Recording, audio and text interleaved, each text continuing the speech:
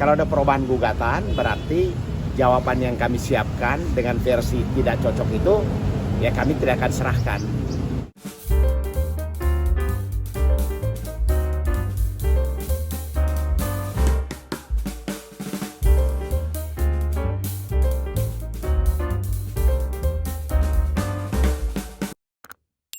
Apapun itu dalilnya, memang perceraian lah yang dipilih oleh kedua belah pihak. Betul, jadi begini, berkas yang kami terima tanggal 17 April itu intinya kan telah terjadi percecokan yang berkepanjangan. Tapi kalau di medsos dikatakan ada pihak ketiga, ya harus diperbaiki dulu. Karena hakim akan bertanya apakah ada perubahan gugatan atau tidak.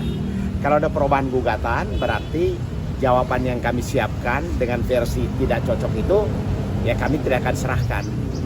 Tapi kalau dalilnya tetap tentang ketidakcocokan, ya jawabannya sudah siap, gitu loh. Kalau yang soal pihak ketiga itu, apakah Abang sendiri cukup percaya diri bahwa itu tidak akan terbukti atau gimana?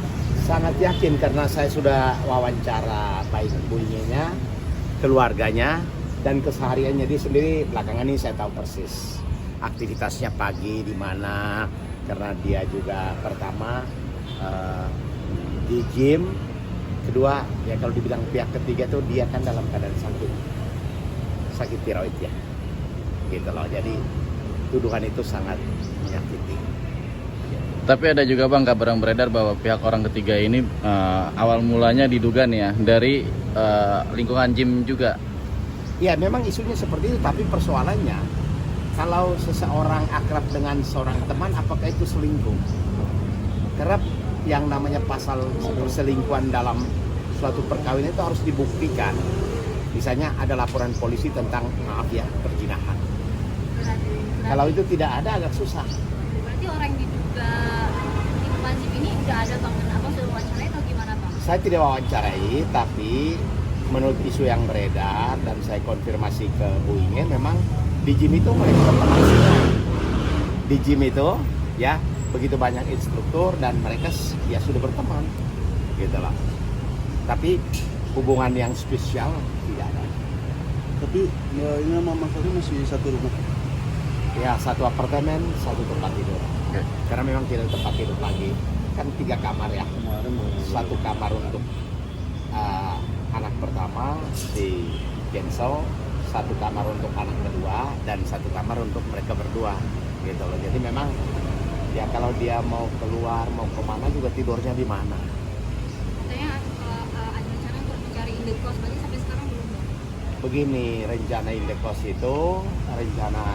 itu intinya bahwa beliau akan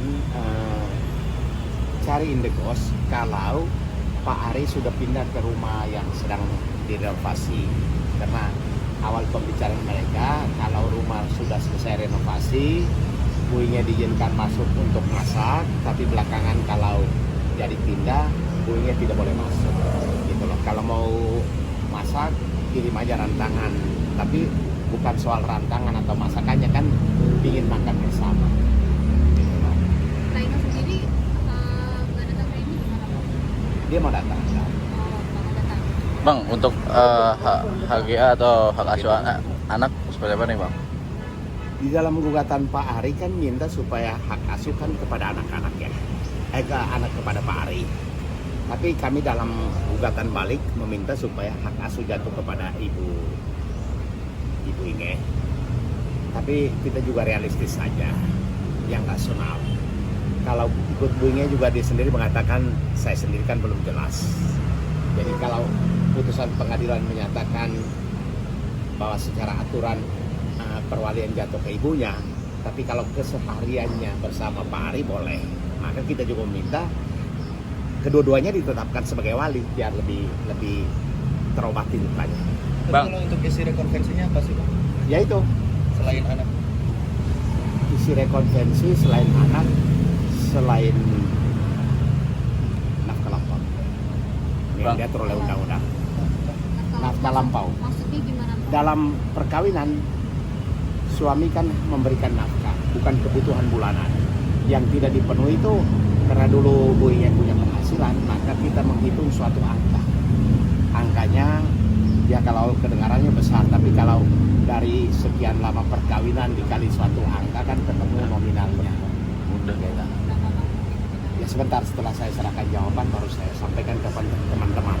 Mengenai nominal per bulannya berapa kali 200 sekian bulan ketemu angkanya berapa. Berarti tidak jauh berbeda dengan istilah bahasa bahwa uang idah ya atau nafkah Kalau idah. di hukum Islam, di persyaratan pengadilan agama itu kan apa yang menjadi kewajiban suami itu kan pertama uang mutah Betul. dan uang idah atau pemberian yang merupakan perpisahan. Jadi di pengadilan agama itu uang mutah kan uang perpisahannya berapa. Nafkah idah menunggu nafkah yang 3 bulan itu berapa. Di pengadilan negeri itu memang tidak ada, tapi dalam undang-undang perkawinan ada istilah namanya nafkah lampau atau pengadilan dapat memutuskan suatu kewajiban yang harus dilakukan oleh seorang suami kepada istri. Itu ada. Nominalnya berapa bang? Nominalnya kira-kira berapa bang? Ya nanti setelah saya sampaikan ke hakim dulu. Oke. Berarti isinya hanya 2 itu dulu ya Bang? Betul. Bang, yang jadi menarik apakah ketika rumah baru yang lagi direnovasi sudah selesai, berarti kan pindah dari apartemen. Apakah apartemennya nanti akan dijual bang? Apartemen yang sekarang itu kan apartemen yang disewakan oleh kontraktor buat mereka. Rumah yang direnovasi itu sudah 2,5 tahun lebih. Lalu sambil rumah direnovasi, si kontraktor itu menyewakan apartemen. Dia cari apartemen buat mereka. Karena 3 apartemennya Pak Ari itu kan disewakan semua. Begitu. Ya salah satunya kita minta pengertiannya apakah boleh nggak kasih 1 apartemen. Tapi pembicaraan ke arah itu sudah pernah, bukan diberikan tapi istilahnya dipinjamkan. Jadi kata Pak Ari, selama lo belum nikah, ya gue pinjamin apartemen. Ya kita maunya ya tolong dikasih 1, sekalipun tipe studio. Bang, tapi yang rumah yang direnovasi itu milik bersama atau Begini, rumah pada saat menikah itu sudah ada karena ketika Pak Ari membeli dahulu kan tanahnya agak luas sehingga bersebelahan dengan kakaknya Pak Ari. Tanahnya kalau nggak salah menurut cerita ibu ini 600 meter lalu dibagi 2. Kemudian dalam perjalanan banyak rezeki, ya salah satu sekian banyak penghasilan kan dicemplung di renovasi rumah itu 2,5 tahun lebih, gitu ya.